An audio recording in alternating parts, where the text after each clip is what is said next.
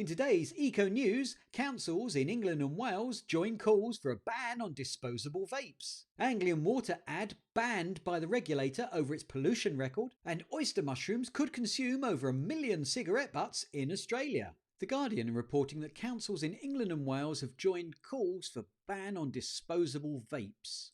And that councils are joining paediatricians in calling for a ban on disposable vapes owing to the environmental damage they cause and the soaring number of young people taking up the addictive products. The local government association said urgent action was needed to save taxpayers' money, protect the planet and keep children safe. Now, the reason they're saying about saving taxpayers' money is because single-use e-cigarettes are costly to recycle without going through special treatment. And with the EU proposing a ban from 2026 and France due to introduce one this December, there are concerns that more vapes could flood into the UK. Single-use vapes have soared in popularity in recent years, and since 2021, the proportion of 11 to 18-year-olds vaping in Great Britain has been greater than that of smoking. It's actually more than double. Vaping is 7.6% and smoking is 3.6%. The latest survey for Action on Smoking and Health found over 20% of children in Great Britain had tried vaping, up from almost 16% in 2022 and almost 14% before the first COVID lockdown. Councils said they were especially concerned by the marketing of vapes with design and flavours that could appeal to children, in particular those with fruity and bubblegum flavours and colourful packaging. They're calling for a ban by 2024 and immediate measures to regulate the display and marketing of these products, in the same way as tobacco. David Fothergill, the chair of LGA's Community Wellbeing Board, said the products were fundamentally flawed in their design and inherently unsustainable. He said single-use vapes blight our streets as litter, are a hazard in our bin lorries, are expensive and difficult to deal with in our recycling centres. Their colours, flavours and advertising are appealing to children, and the penalties for retailers selling them don't go far enough.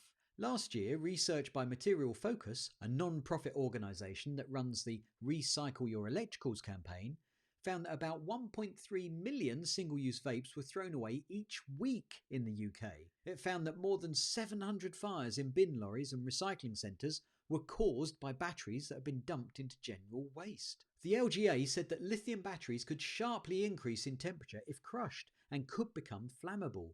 Now, this costs taxpayers money through fire damage to equipment and the specialist treatment needed to deal with the hazardous waste. Concern has also been raised about the number of illegal disposable vapes recently entering the market, which are particularly popular among young people as often they are sold in shops where ID checks are not as thorough. And millions of illicit and potentially harmful vapes had been seized by trading standards in the last 3 years. And those e-cigarettes are not compliant with UK regulations and could have higher nicotine concentration levels, contain banned ingredients, or have oversized tanks for nicotine liquid. And previous analysis found illicit vapes to contain high levels of lead, nickel and chromium. Head teachers have expressed concern about the number of young people vaping, calling for health risks associated with it to be included in the curriculum. Children's doctors have already called for a ban on disposable vapes to reduce their popularity among young people, as the long-term impact remains unknown. And it was noted that a small but growing number of children were experiencing respiratory problems. In reply, John Dunn, the Director General of the UK Vaping Industry Association,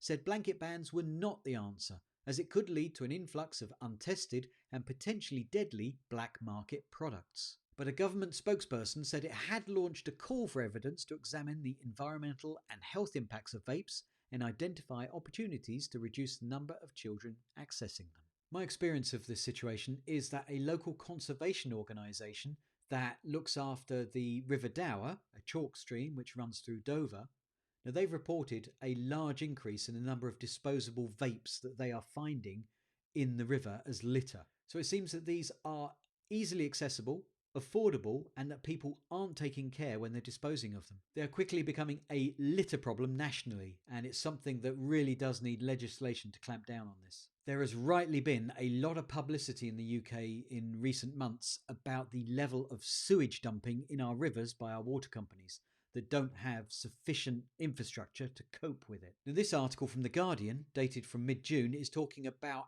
Anglian Water having an ad banned by the regulator over their pollution record. It's saying the ASA has pulled the advert, making positive environmental claims, because it admitted the firm's history of sewage spills. In more detail, the ad campaign by Anglian Water extolling how it cleans water by creating wildlife-friendly wetlands has been banned for not telling consumers about its history of releasing sewage into the environment. The TV and video on demand ad claims everything we do today is for tomorrow. The Advertising Standards Authority received 9 complaints that the ads were misleading because they omitted significant information on Anglian Water's history of releasing sewage into the environment, for which it had been fined. In May, Anglian Water pleaded guilty to allowing millions of litres of untreated sewage to overflow from a water recycling centre in Essex. It was fined £2.65 million, the largest ever penalty imposed for environmental offences in the East of England region. The ASA pointed out that in 2021,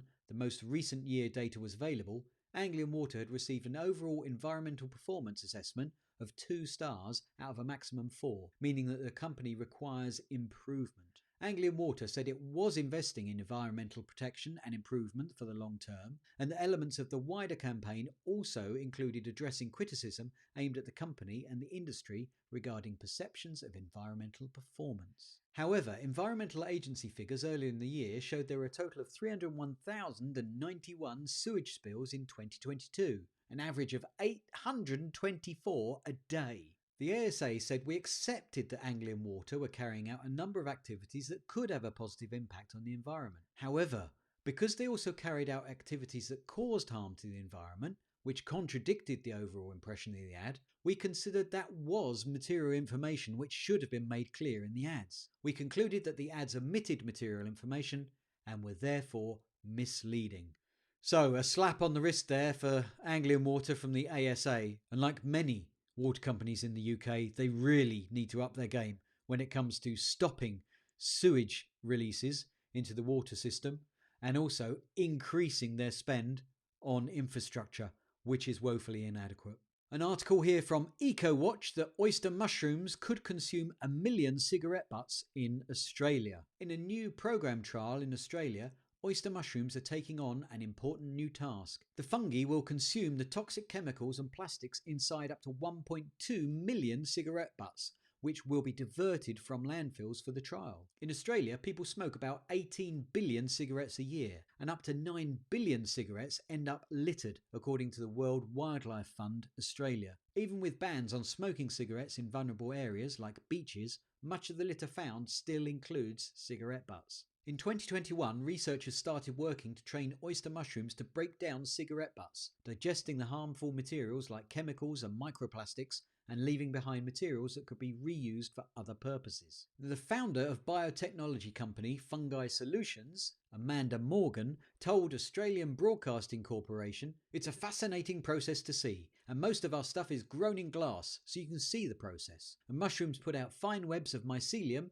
and the roots spread through the cigarette butt." State Government Office Sustainability Victoria will fund a trial called Sig Cycle, a collaboration between non-profit No More Butts and Fungi Solutions. The programme will use cigarette butts destined for landfill, instead sending them to a lab to be digested by the oyster mushrooms. The mushrooms use cellulose acetate in the cigarette butts as a source of nutrition. Now, the oyster mushrooms consume most of the provided cigarette butts within about a week. Now, in landfill, this waste will take about 15 years to break down. After the mushrooms break down the cigarette butts, researchers will determine if the remaining materials could be recycled into an alternative material for polystyrene. They anticipate using the recycled cigarette butt materials in construction and transportation. Sharon Mead, the founder of No More Butts, said, "Even when people do the right thing and dispose of their cigarette butts in the correct way, once they hit the waste stream and end up in landfill, they begin leaching damaging pollutants like arsenic and lead into the waterways and soil systems, and it takes about 15 years for plastic cigarette filters to break down." Well, this seems like an interesting trial, and definitely one to keep an eye out for. Whether they can break down cigarette butts into recyclable materials remains to be seen, but I'll definitely be keeping an eye on it. Well, there you go, folks. Hope you found this news interesting. If you did, then please click the like button down below and leave your comments. Let me know what you think about the topics that we covered. Up next, we've got this video that I think you might find useful. And if you haven't done so already, then why not subscribe to the channel and click the bell icon so you get notified when I load up a new video. Well, thanks for watching, folks. Until next time, bye.